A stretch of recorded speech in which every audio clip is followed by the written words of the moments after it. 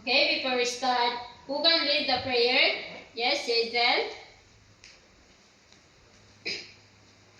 Angel of God, my guardian dear, to whom God's love commits me here, ever this day be at my side, to light and guide, to rule and guard. Amen.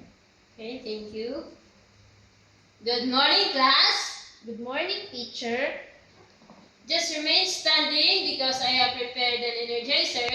Just follow the video or just follow me, okay? Okay, teacher.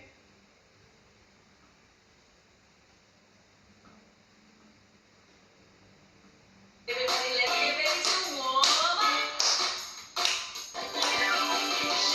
Shake, just like this. Shake, just like this. Shake, just like this.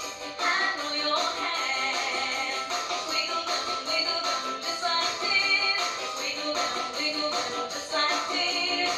Wiggle them just like this. Handle your hands. Clap, just like this. Clap, just like this. Clap, just like this. Handle your hands. I like to move. I like to move. So come on, shake, just like this. Wiggle just like this. Clap, just like this. And roll your hands. Very good. Everybody, let's get ready to warm up. Okay, please be seated. Before we start, let's check first your attendance. If I call your name, say present, okay? Okay, teacher. Okay, Miss Hazel, Present, teacher. Junaliza. Present, teacher. Okay, very good. No one's absent. So, before we start, I have a classroom rules that you need to follow, okay? Okay po, teacher. The first one is sit properly, be quiet, and listen to the teacher. Class, who can tell me what was our last lesson? Okay, Miss Hazel. Our last lesson is all about matter. Okay, let's give Miss Hazel a 5 clap. 1, 2, 3, 4, 5. So I have prepared a video presentation and watch carefully, okay? Okay, teacher.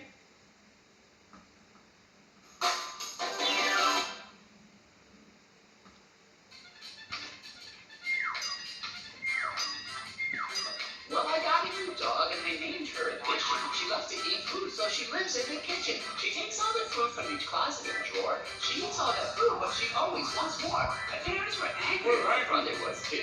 She ate up his homework and then ate up his shoe. Each day Addition, while she's adding more weight, she thinks every new thing truly tastes great. My dog can eat Addition, she really loves to add.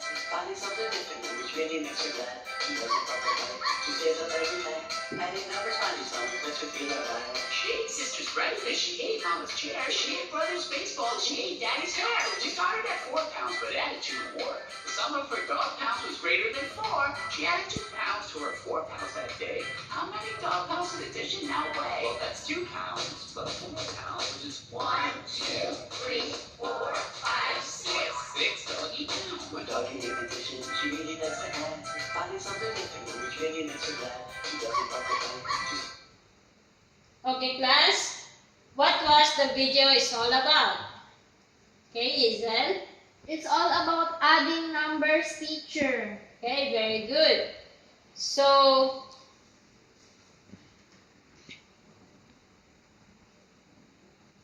our topic for today is all about addition. Okay, class, what is addition?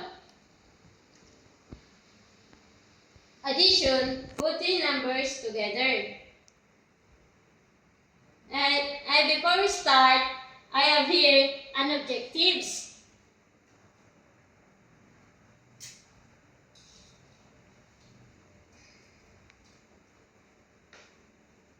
Objectives. So, At the end of the lesson, the student will be able to define what is addition, identify the symbols that we'll use in addition, apply addition using numbers and objects. So, here are examples.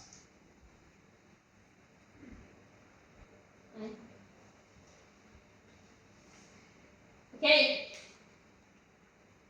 This is the symbols that you will use in addition.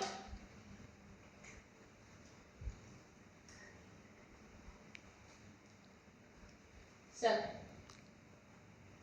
here are the examples. This is the first example. Ben and Daya went to the birthday party. Ben got 2 lollipops while Daya got 1. How many lollipops there will be if you put Ben's lollipop and Daya's lollipops together? Okay? 2 plus 1 is equals 3. And this is the second example. Room and Jack bought both chocolates in the store. Room bought 3 chocolates and Jack bought 2 chocolates. How many chocolates do they have? 3 chocolates plus 2 chocolates is equals to 5. Again, class, what is addition? Okay, Izel? Addition is putting numbers together, teacher. Very good. Now, I will group you into 5 and you have to answer the given activity. So, this is the group 1, group 2, group 3, group 4, and group 5. So, claim your papers.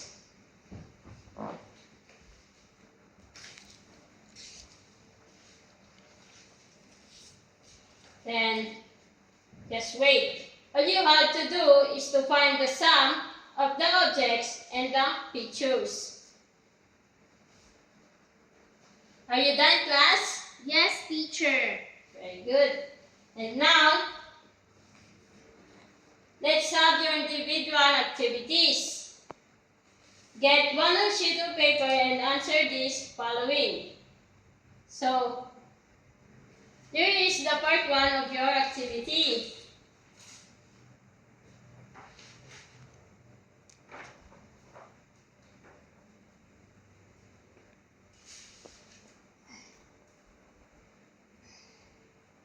So,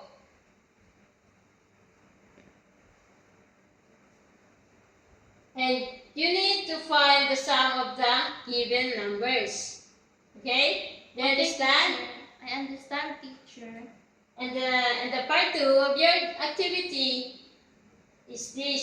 So, answer this in your activity notebook. And now, for your assignment, copy this in your assignment notebook and pass it tomorrow. Okay? Okay, teacher. Are you done? Yes, teacher. That's all for today. Goodbye, class. Goodbye, teacher.